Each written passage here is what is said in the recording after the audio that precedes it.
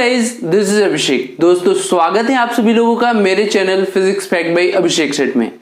दोस्तों आज के लिए जो हम लोग का वीडियो है वो 2019 मैथमेटिक्स में पूछे गए केमिस्ट्री के प्रश्न पत्र का आज पार्ट 4 हम लोग पढ़ेंगे, जिसमें आज हम लोग क्वेश्चन नंबर 30 से क्वेश्चन नंबर 40 के बीच डिस्कस करेंगे। तो दोस्तों वीडियो को पूरा देखिएगा, लाइक करिएगा, दोस्तों में शेयर करिए और अगर आप नए हैं तो चैनल से जुड़े रहिए। आइए शुरुआत करते हैं। क्वेश्चन है SS linkage is absent in, निम्न में से किसमें एस एस कड़ी अनुपस्थित होती है? ऑप्शन है H2S2O6, H2S2O4, H2S2O5 और H2S2O3। तो ये चार ऑप्शन है, लेकिन अगर मैं ये कहूं कि ये चार के चारों ऑप्शन ही गलत है तो ये चार के चारों ऑप्शन ही गलत है। अब मैं इसको बात को प्रूव करता हूं कि कैसे। देखिए ये जो एसिड ये जो है इसका नाम है डाईथायोनिक एसिड, डाईथायोनिक एसिड। और इसका स्ट्रक्चर कैसा होता है? Yes single bond yes, double bond O, double bond O, OH OH, double bond O, double bond O। ये है आपका डाईथायोनिक एसिड। तो एसएस लिंकेज इसमें है। दूसरा देखिए H2S2O4, H2S2O4 का नाम है डाईथायोनस एसिड, थायोनस एसिड। अब इसका देखिए कि किस तरह से होता है। तो इसमें है SS, फिर OH, O,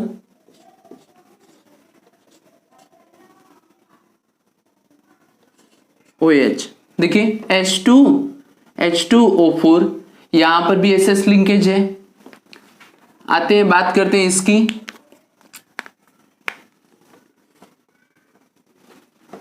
इसका नाम है disulphurous acid, disulphurous acid, SS। अब देखिए इसमें O5 है, तो इसको किस तरह से करेंगे? डबल बॉन्ड O, ठीक है, डबल बॉन्ड O और ऊपर भी डबल बॉन्ड O, फिर इधर डबल बॉन्ड O, OH और OH। क्लियर है? तो यहां पर भी SS लिंकेज है। और इसको देख लीजिए फोर्थ वाला, इसका नाम है थायोसल्फ्यूरस एसिड,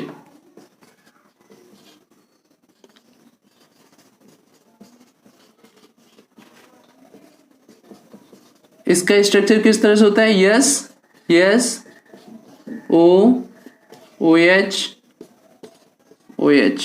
ठीक है, तो यहां पर जो है यहां पर भी आपका SS लिंकेज इस तरह से मिल जाएगा। ठीक है, सॉरी इसका स्ट्रक्चर मैं थोड़ा गलत बना दिया हूं, मुझे लगता है कि थोड़ा गलती हो गया इसमें। S OH OH कितने हो गए? और एक यहां पर। तो इस तरह से जो है आपका ये चारों में ही आपका जो है SS लिंकेज पाया जाता है। तो अब बात आती है कि तो सही ऑप्शन होना क्या चाहिए था? तो मैं सही ऑप्शन बता दे रहा हूं। सही ऑप्शन होना चाहिए था H2S2O7। ठीक है, H2S2O7 और इसका नाम होता पायरोसल्फ्यूरिक एसिड।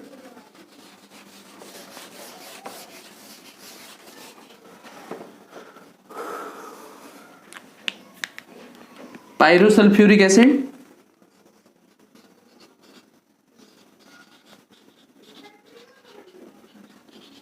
एसिड और इसका स्ट्रक्चर कैसा होता है? OSS। ठीक है, OSS OH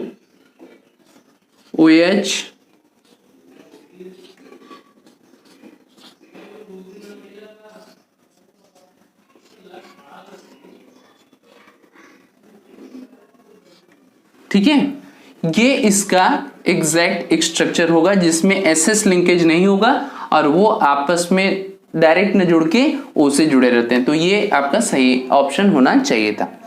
नेक्स्ट क्वेश्चन है oxidation state of carbon in CH2Cl2 is. तो ऑक्सीडेशन स्टेट कैसे निकालते हैं, जैसे मान लीजिए कार्बन का निकालना है तो कार्बन को एक सपोज कर लेते हैं, फिर हाइड्रोजन है 2 और हाइड्रोजन का ऑक्सीकरण संख्या 1 होता है, Cl भी 2 है लेकिन Cl का ऑक्सीकरण संख्या 1 होता है।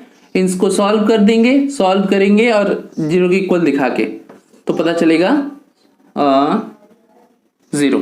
तो इसमें कार्बन की ऑक्सीकरण संख्या कितनी हो जाएगी, 0 हो जाएगी। क्लियर है। नेक्स्ट देखिए Which among of the following is not expected to undergo dimerization? Dimerization निम्न में से किसमें द्वितयन से गुजरने की संभावना नहीं है, BH3, BF3, BCl3 और नन। तो 12th में हम लोग एक क्वेश्चन पढ़ते थे कि BH3 स्थाई है, सॉरी B2H6 स्थाई है जबकि B2Cl6 स्थाई नहीं है या B2F3 स्थाई नहीं है। तो या एक क्वेश्चन ऐसे भी क्वेश्चन आता था कि Al2Cl6 स्थाई है जबकि B2H6 अस्थाई है, क्यों? तो उसको मैं समझाता हूं। ऊपर का रफ कर दूं, नोट स्ट्रक्चर बनाना तो बना लीजिए वीडियो पॉज करके, नहीं तो अब मैं रफ कर रहा हूं।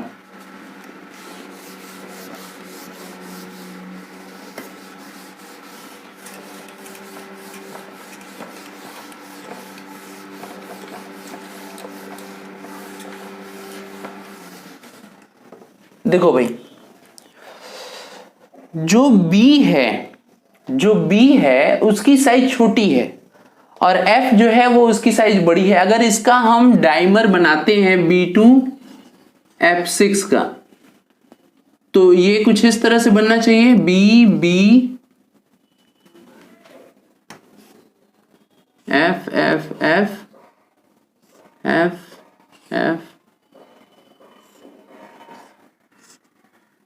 यहां हो गया F, ये F, ये F, ये F, ये F और ये F, जिसमें एक एक कोऑर्डिनेट बॉन्ड होता है। ठीक है, परंतु दिक्कत क्या है? दिक्कत यह है कि फ्लोरीन जो है इसके कंपैरिजन में बहुत बड़ा है तो वो इसके बीच जो है वो सेटल नहीं हो पाएगा। ठीक है, इसी तरीके से BCl3 रहता तो वो भी सेटअप नहीं हो पाता। तो इसकी साइज लार्ज है एज कंपेयर टू B, इस वजह से इसमें डाइमराइजेशन का प्रोसेस नहीं होगा। बाकी अगर जैसे BH3 रहता तो ये लगभग कम, ये तो छोटा है, H तो छोटा है B की कंपैरिजन में तो आराम से हो जाता है। AlCl3 है तो Al जो है वो काफी बड़ा है, वहां पर भी संभावनाएं बनती है लेकिन यहां पर ऐसा नहीं बन सकता। तो हम कह सकते हैं कि BF3 is not expected to undergo dimerization. Okay, clear है। चलिए अब नेक्स्ट क्वेश्चन देखते हैं। क्वेश्चन नंबर 34 है the lowest oxidation number of phosphorus is marked in which of the following acid. Phosphorus की सबसे कम ऑक्सीकरण संख्या निम्न में से किसमें है? ऑप्शन है पायरोफॉस्फोरिक एसिड, फॉस्फेनिक एसिड, आर्थोफॉस्फेरिक एसिड और हाइपोफॉस्फोरिक एसिड। तो भाई हिंदी में भी तो यही होता है, अलग से तो कुछ होगा नहीं। तो फॉस्फेनिक एसिड जो है उसका फार्मूला है, इसका सॉल्यूशन देखिए, जो फॉस्फेनिक एसिड होता है उसका फार्मूला है H3PO2 और इसी में इन चारों में से सबसे कम जो है ऑक्सीकरण संख्या इसी फॉस्फेनिक एसिड, जिसमें P की ऑक्सीकरण संख्या केवल +1 होती है, ये आपका जो है लोवेस्ट ऑक्सीडेशन नंबर दिखाएगा। ओके, क्लियर है। अब बाकी तीनों को निकाल के चेक करेंगे, सब में ऑक्सीकरण संख्या आपको निकालना मैं बता ही दिया हूं। सबसे कम आपका फॉस्फेनिक एसिड में आएगा, बाकी सबका इससे अधिक आना चालू हो जाएगा। अब आज ये क्वेश्चन आपके लिए होमवर्क दे रहा हूं क्योंकि होमवर्क में मैं ऐसा क्वेश्चन नहीं देना चाहता हूं जो बहुत ज्यादा कॉन्सेप्चुअल हो, ताकि आप लोग कहेंगे सर अपने आप आसान क्वेश्चन करते हैं और हम लोगों के लिए टफ दे देते हैं होमवर्क। तो ये सब छोटा छोटा क्वेश्चन रहता है जो मैं आपको देता हूं और चाहता हूं कि आप सभी लोग इसका जो है आंसर कमेंट सेक्शन में दें। तो आज भी ये मेरी गुजारिश रहेगी आप सभी लोगों से कि इस क्वेश्चन का आंसर जो है वो आप कमेंट सेक्शन में जरूर देंगे। Which one of the following is least basic, निम्न में से कौन सबसे कम क्षारीय है? पीएच NH2, ये पीएच का मतलब होता है फेनिल ग्रुप, फेनिल ग्रुप मतलब C6H5, C6H5 का मतलब होता है पीएच। तो आपका पीएच NH2, NH3, PH3N और PH3NH+, तो इन सब में जो सबसे कम क्षारीय होगा उसका आंसर आप कमेंट सेक्शन में जरूर देंगे। क्वेश्चन है, chloroform is used as reagent in laboratory for the test of, प्रयोगशाला में क्लोरोफॉर्म का प्रयोग अभिकर्मक के रूप में किस जांच के लिए होता है? ऑप्शन है प्राइमरी अमीन यानी प्राथमिक अमीन, सेकेंडरी अमीन, द्वितीयक अमीन, टर्शियरी अमीन, तृतीयक अमीन और एमाइड। चौथा जो है वो एमाइड है। तो भाई देख लो, हाफमान कार्बेलिन रिएक्शन, इसको रफ कराऊं ऊपर ताकि उसको समझा पाऊं। हाफमान कार्बेलिमीन रिएक्शन जो है उसमें हम लोगों को ये पता चलता है कि प्राइमरी अमीन के टेस्ट में हम लोग इसका यूज करते हैं क्लोरोफॉर्म का। अब जरा देखिए क्या होता है, C6H5NH2 में क्या मिलाएंगे? क्लोरोफॉर्म। क्लोरोफॉर्म का फॉर्मूला क्या होता है? CHCl3, और इसी के साथ एक और चीज इसमें मिलाएंगे और वो है पोटेशियम हाइड्रोक्साइड 3KOH। ये कार्बेलेमिन रिएक्शन में लिख रहा हूं। अब यहां से बनेगा क्या? हीट कर देंगे इसको, हीट करेंगे तो ये बनेगा C6H5NC, ठीक है।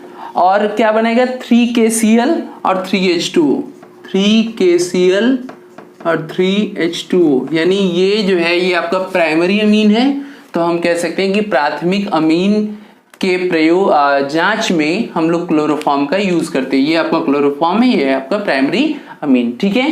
क्लियर है? कौन सा रिएक्शन है? हाफमान कार्बेलिमीन, ठीक है। चलो अब इसको ये आप समझ गए होंगे, तो नेक्स्ट क्वेश्चन देखते हैं।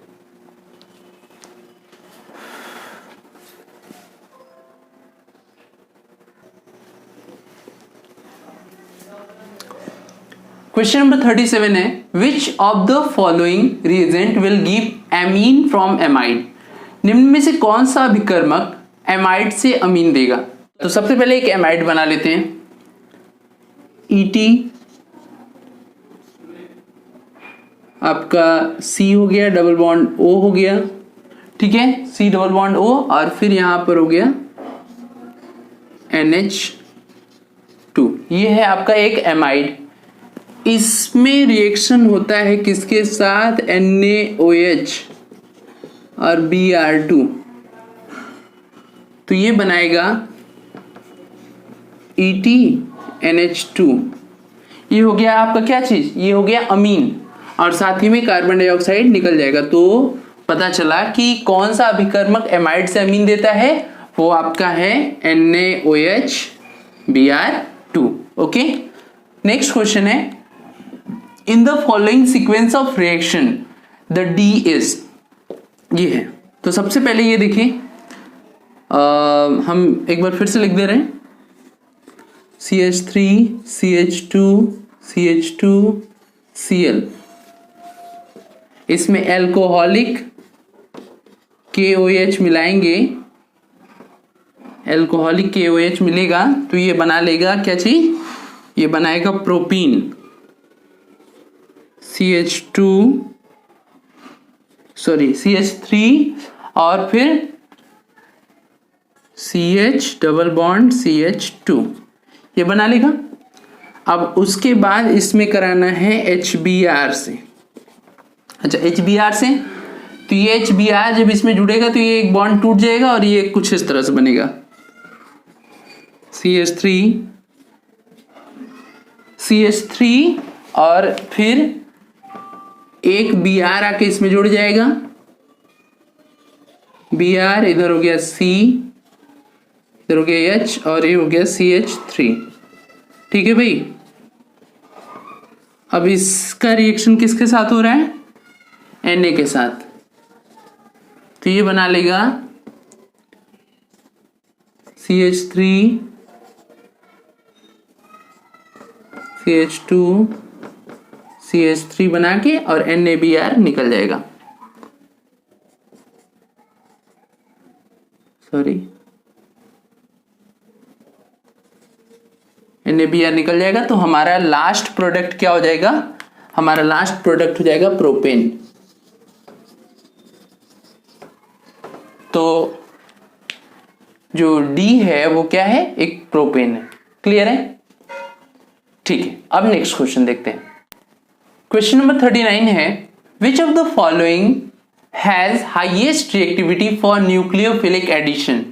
निम्न में से कौन न्यूक्लियोफिलिक योगात्मक के लिए सबसे अधिक क्रियाशील है? तो देख लो भाई, उस कार्बन के पास या उस कार्बनिक कंपाउंड के पास न्यूक्लियोफिलिक एडिशन के लिए रिएक्टिविटी मैक्सिमम रहेगी जहां पर कार्बन के ऊपर पॉजिटिव चार्ज ज्यादा हो। तो इन सब में हम ये वाला ऑप्शन पहले देख लेते हैं, क्योंकि ये वाला ऑप्शन सही है। मैं इसको समझा देता हूं आपको कैसे। देखिए, ये C हो गया डबल बॉन्ड O, ये हो गया H, इधर हो गया Cl3। अब आप जानते हैं कि क्लोरीन की इलेक्ट्रोनेगेटिविटी बहुत ज्यादा है, वो इलेक्ट्रॉन को अपनी ओर खींचना चाहता है। तो इस बॉन्ड का जो इलेक्ट्रॉन होगा वो अपने तरफ खींच लेगा, इधर इधर इधर ये सब अपनी तरफ खींच रहे। तो ये कार्बन पॉजिटिव हो गया और फिर ये कार्बन पॉजिटिव है, चूंकि खिंचाव इधर से हुआ है तो ये भी ज्यादा पॉजिटिव हो गया। यहाँ पर ज्यादा पॉजिटिव चार्ज है, इधर ऑक्सीजन वो अपना खींचेगा, तो इस कार्बन पर मैक्सिमम पॉजिटिव चार्ज आ सकता है ना, ये बहुत ज्यादा पॉजिटिव नेचर शो करेगा। तो न्यूक्लियोफिलिक जो है एडिशन जो है इसकी तरफ ज्यादा होगा। तो हम लोग का जो सही आंसर हो जाएगा वो CCl3CHO जो है वो आपका करेक्ट आंसर हो जाएगा। नेक्स्ट और लास्ट क्वेश्चन है, what is electrophile in sulphonation of benzene?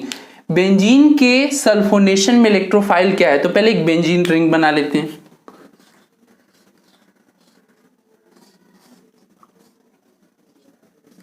ये बेंजीन रिंग हो गया, ठीक है। इसका सल्फोनेशन कराना है, तो इसमें ये वाला जो रिएजेंट है इलेक्ट्रोफाइल, इसको यूज कराएंगे। SO3 किसके प्रेजेंस में? H2SO4 के प्रेजेंस में। इस दौरान होगा क्या? फ्यूमिंग होगा। फ्यूमिंग मतलब धुआं निकलेगा, फ्यूमिंग होगा और ये इस तरह का बन जाएगा।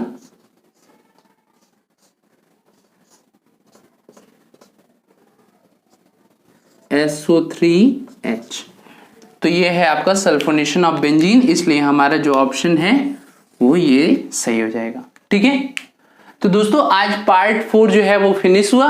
एक और लेक्चर लगेगा इस 2019 मैथमेटिक्स के केमिस्ट्री को सॉल्व करने में। उसके बाद हम लोग 2019 बायो में जो पूछा गया क्वेश्चन है उसको सॉल्व करेंगे, और ऐसे ही करते करते हम लोग प्रीवियस ईयर में आगे बढ़ते रहेंगे। अभी शुरुआत रिसेंटली से इसलिए कर रहा हूं क्योंकि जो लेटेस्ट ट्रेंड है वो आपको पता चले। तो दोस्तों वीडियो पसंद आई होगी तो लाइक करिएगा, दोस्तों में शेयर करिए और चैनल से जुड़े रहिए। Thank you.